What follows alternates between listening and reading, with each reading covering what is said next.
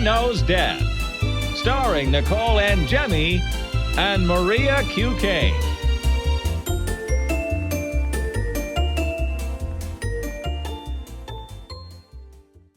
Hi, everyone. Welcome to Mother Knows Death. On today's episode, we're going to be talking about Adam Devine's pinky toenail falling off during masturbation. I mean, what? It's crazy. Hantavirus is back in the news. A surgeon is fined for sharing a picture of a patient's tattooed penis. All that and more on today's episode. Is this Adam Devine story like the most bizarre thing you've ever heard? Yeah, so for those of you unfamiliar, he's most well known for being in Modern Family, Workaholics, and he's in The Righteous Gemstones, which is airing now on HBO.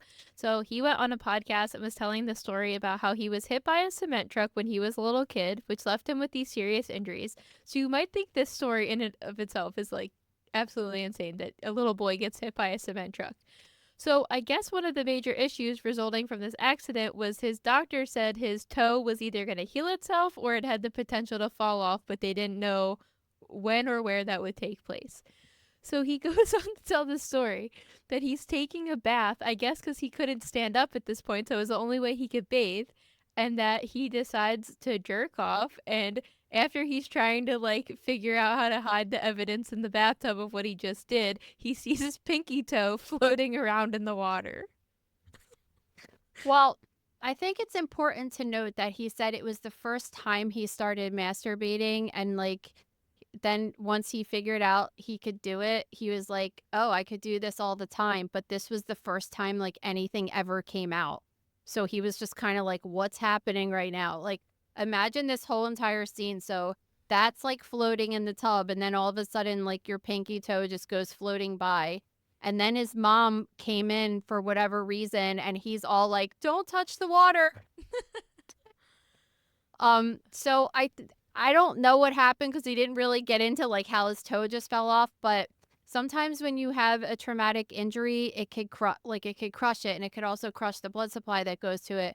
So they might have been looking at it, and it might have not have needed an amputation immediately, but they were probably let's see how this goes. It might be fine, it might not. Let's see if it kind of heals, and it didn't, and it probably got gangrenous and did what is called an auto amputation. So it's when your body just kind of plops it off itself because it's diseased and it doesn't want it anymore.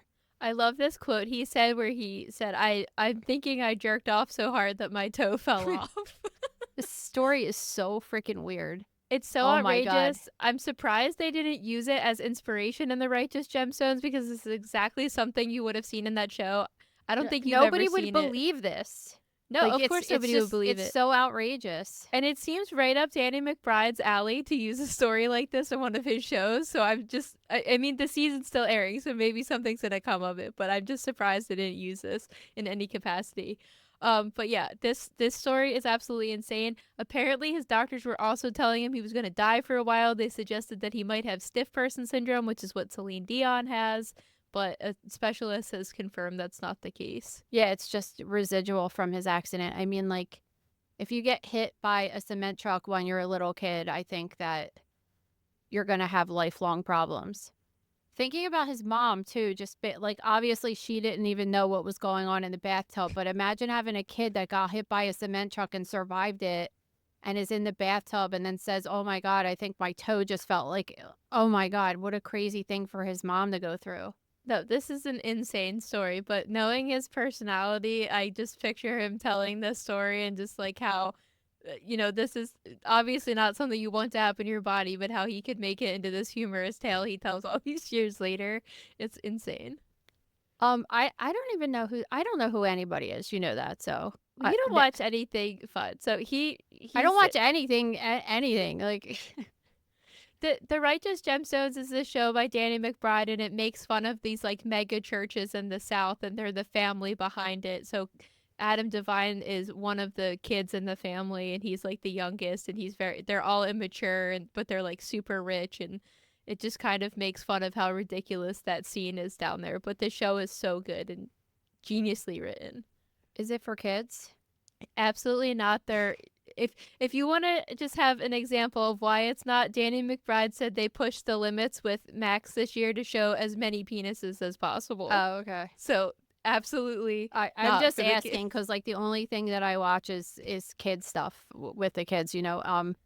Lillian's got me watching this.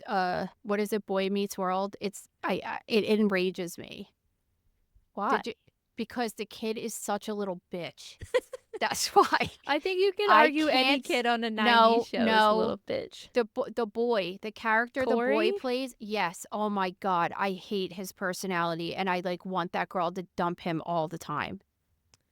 Well- He's so like, it's all about me and whiny, like just the shit that I can't. I'm like, Lillian, I hope you know that you never, if you ever come across a man like this, don't ever date this guy. I'm pretty Like, sure ever. him and Topanga get married eventually, so No, I know they do. I know. And there's like another show called Girl Meets World or something. But I just think that his personality is just so terrible. Not just to her though, for like his friend and everything. We were watching this one episode. Did you watch it? yeah, like years and years ago. Well, let me refresh your memory of this one episode. This kid, like the friend, the best friend, he like doesn't have as advantage of a life as Corey does. Like his dad's, I don't know if he's not around or he's dead or something, but like he doesn't have two parents there, and he doesn't seem like he's got a bunch of money, and like he gets this better job, like a summer job, than Corey does, and the whole time Corey's like kicking and screaming like a baby or something. I just was just like, oh my God. I can't believe the show was on, honestly. Like, I mean, I did watch probably 10 episodes of it, but I kind of Kinda like like, eh. when main characters are the worst people ever. Like, think about Carrie in Sex and the City. Who really sits back and is like, she's awesome? She sucks. She's a bad friend. She's a bad significant other. She's a whiny bitch as well. She certainly doesn't make $1.25 a word at Vogue, especially in the early 2000s. It's totally I lying about definitely don't everything. feel that way about Carrie, so I don't know what you're talking about. Oh, you are ridiculous. I've never heard anybody say anything bad about her. It's all I've heard everybody talk about is how she's annoying and she's a terrible friend. Remember when she made Charlotte sell her engagement ring to pay for her apartment? That's not Charlotte's problem. Yeah, but that's what you do for your friend. Not when your friend treats you like shit. I don't know. I wouldn't say that. I don't know. I don't know about that.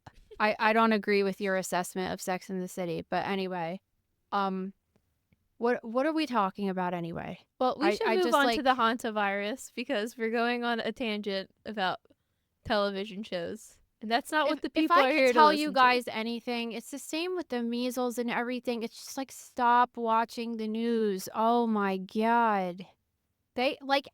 Listen, nobody cared about hantavirus until Gene Hackman's wife, Betsy Arakawa, got it. And now all of a sudden it's like, we care about hantavirus. Like, stop. You don't think it's weird that 3 people in the same town got it, though, in only the first couple months of this year? I mean, it might be a little bit more unusual, but it tends to happen in the same area. Like, it's endemic in certain areas. So, like, I think that the media is trying to scare the shit out of people all the time. And it's just like, whatever. I'm Yeah, I serious. Like, I'm seriously getting over it with, like, the death counts and the this and the that. It's just like, stop it. Like, the problem is that it happened during COVID. They got away with it and they made so much money. They will never make that much money again, like, no matter what. It just was the most ridiculous time ever of people being tuned into their TVs at all times that they'll just constantly try to, like, grab and get it again. Remember they started it with the monkeypox thing, and then it's like it'll fade away. And this is the same thing. Like, you don't need people to be freaking out if they have a mouse in their house that they're going to get freaking hantavirus. Well, that's it's funny just coming outrageous. from you because I texted you last week we had a mouse and you As just a, said as a hantavirus. joke, as an amazing joke. Yeah, Maria's like, I have a house, and I was like, oh, you better watch out for that hantavirus. Yeah, Oh my total God. joke because of how ridiculous it is. You're a jerk. Anyway, I was just talking to Gabe about this yesterday because last Monday night, I guess the way the tornado warnings were happening in this area, which, by the way, in the middle of the country, there was like a severe problem with tornadoes touching down, and a lot of people like had property damage. Some people the died. task force got deployed, not Gabe's task force, but other ones from other states got deployed out there. But I know I'm talking Pennsylvania. about the Philadelphia area was getting these tornado warnings via the news as if Wizard of Oz style, my house was going to like blow into the air and like everybody was going to be dead around here. Let me tell you, it rained for 15 minutes and then nothing happened. And I know. this is the problem because, like, as a tornado afraid person, I like. Oh, God, please.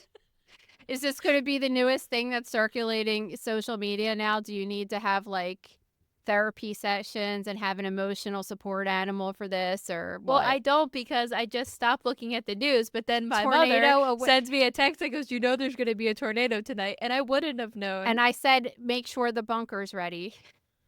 You are just such a jerk.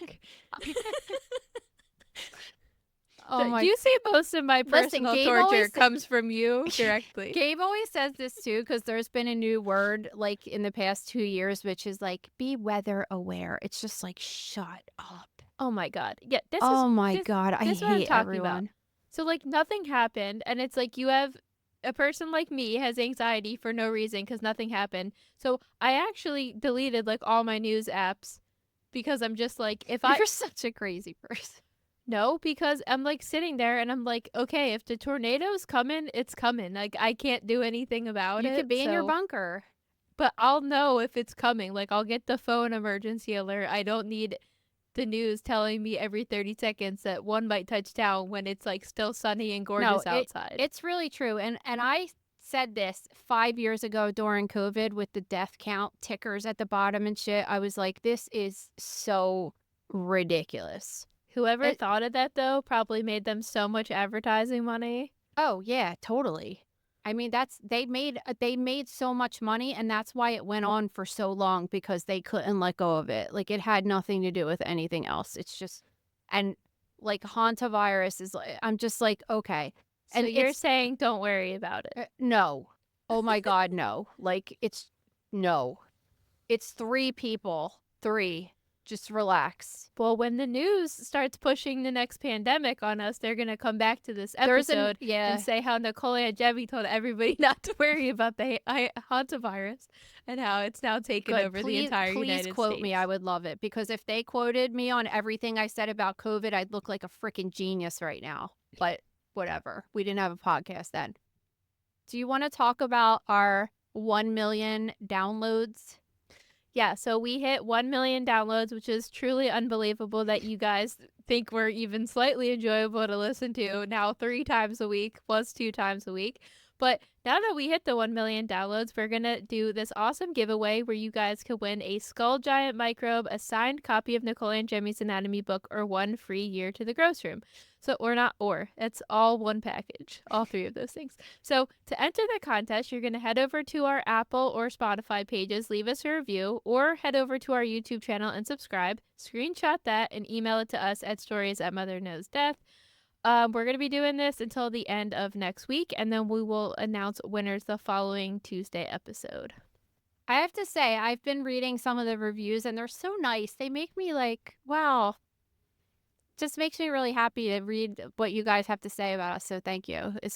Everything's very nice. You guys really want to win that prize.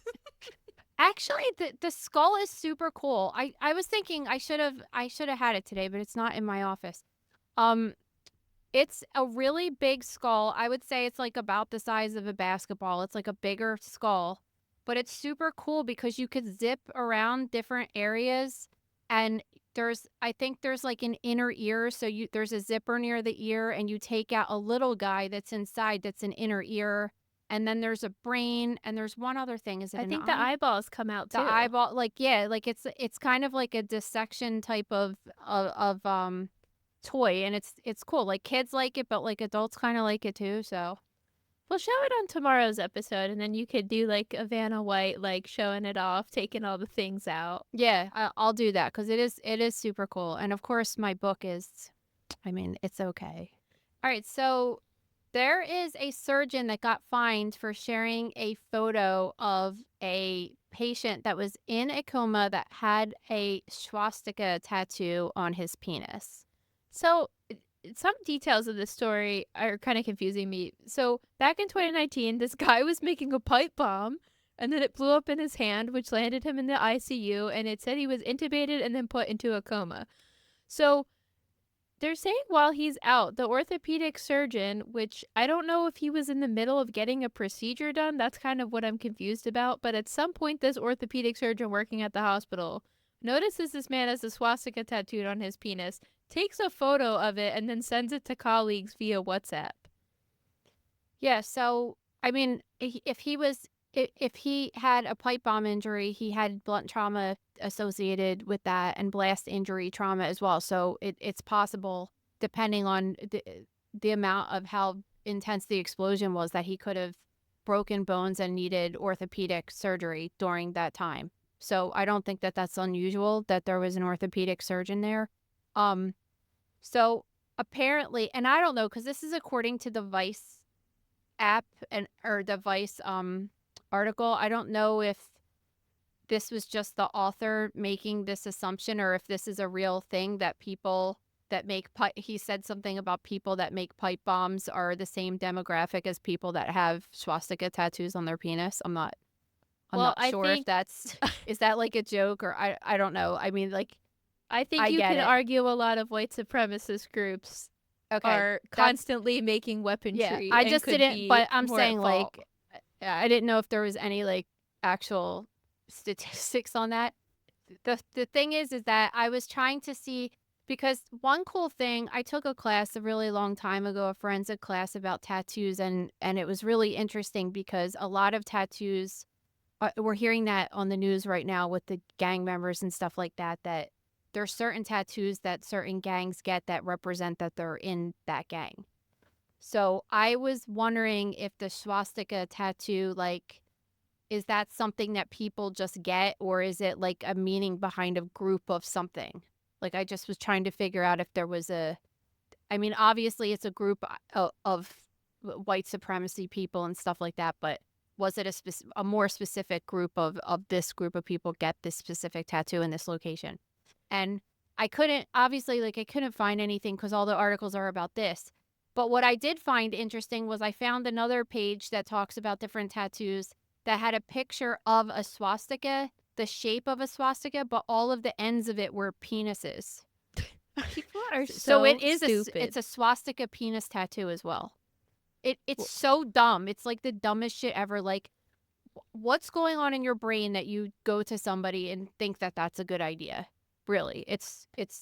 I mean, you could say that about all my tattoos, honestly. So, like, whatever. But yeah, but I mean, I'm surprised the tattooer even does it. But I guess the tattooers that do it either really don't care or they're probably part of the groups that get these done. So, I'm not a fan of the penis tattoo. I actually know somebody that had submarine holes tattooed on his penis. So no, I'm not lying to you. That's the true story. So yeah, I don't get it. Like, why would you? What does that do? Like most people that get it are like proud to show it off, and so I guess the weird part of the story for me is that it's like hidden. But I guess so. I don't know how this got anyway. figured out, but this guy, yeah, like Maria was saying, this guy sent it on a WhatsApp to his coworkers, and he got fined $10,000 for doing it, mainly because they said it was just kind of a gawk look at thing, and there was no medical association or medical information associated with it. Yeah, they were saying that somebody that must have received it or became aware of it tipped off an office that did an investigation, and then that's where they looked into it. But yeah, he got fined, what, $10,000 and a slap on the wrist, basically. But you should have. So this was in Australia, that we have to add, because if this was in the United States with HIPAA and everything, especially because, like, if it was just a penis, I don't know why you would take a picture of anybody's just plain penis, but it wouldn't necessarily be as bad, the picture. It's more that a tattoo is an identifying feature.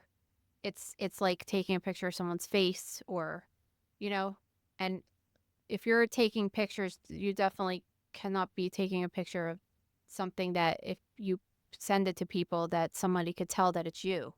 You know what I mean? Well, regardless, it's inappropriate that a doctor's taking a picture of a patient. And I know in the article they said, so they were saying basically that they fined him $10,000 because there was no information associated that was medically necessary for him to have sent this picture to his colleagues. And the person in the article was just saying, so if they said, like, look at this weird mole, would that be okay? And I would say that in some circumstances, not WhatsApp for sure, but in some circumstances, this would be relevant. Like I said, if this tattoo is particularly in a certain demographic and like you wanted to write a paper on it. Well, yeah, I But think that's the in that difference. case, you would need to get permission on it as well. But you shouldn't be sending it through that. But he was probably just sending it to them, like, look at this hand job. Well, that's Right, clearly like- what they determined. Yeah. So And it's kind of the same in this new case, in the next case with this NICU nurse who is taking pictures of newborns and then posts them on social media with completely inappropriate comments. yeah, this one is actually, I don't know. Like, I know a couple people that work in the NICU or they work in the mother baby area, you know, maternity floor and stuff. And they're just like a certain kind of like really nice, sensitive people. It's a certain time in a person's life where you don't need some like psycho working on that floor. And I know it happens because remember, we've talked about the one nurse that was like hurting babies. Remember that? Yeah. So it happens, unfortunately. And it makes me think, like, what is this person thinking? This person went through nursing school, which is hard as hell. It's like really hard to go through nursing school. You get this job, you're a NICU nurse, and you're going to post pictures of people's babies and write like douchey comments next to it. It's kind of weird. Yeah, and the comments, you know, the way this article is presenting it is that she's mocking the babies, but I don't think she's really mocking them as much as like they're kind of threatening. Some of the captions are, "I'm itching to let one fall. My anger issues are rising." And then and then in another picture they posted a picture of the baby's face and said, "What time is it? Please just sleep already." It's just a bizarre thing to do. It's and very like, attention seeking too, but it is bizarre because imagine being a mom. Let's pretend like you're a mom in the hospital room and the baby's in the NICU or in the NICU, right? That you would go home sometimes because the baby has to stay there sometimes for a while. Like they send you home eventually. And seeing that a nurse that's taking care of your baby is saying stuff like this with your baby's face, yeah, no. well, so the post started making the rounds in some parent communities online, and then I guess one of the dads of one of the babies recognized his kid in the photo and then filed a complaint against the hospital and her, which resulted in her firing, and they're apologizing for it. But It's so how did nobody weird. find it beforehand? It seems like she was doing it for a while. I don't know. It's weird. It's just bizarre. But you hear about this from time to time that there are people there that are not there for what they should be there for. Yeah. All right, so this one is another great submission from the "Am I an Asshole" thread on Reddit. So this 24-year-old girl explained that she had a shitty childhood. She said her father left when she was about 6 or 7. She only ever wore hand-me-downs, etc.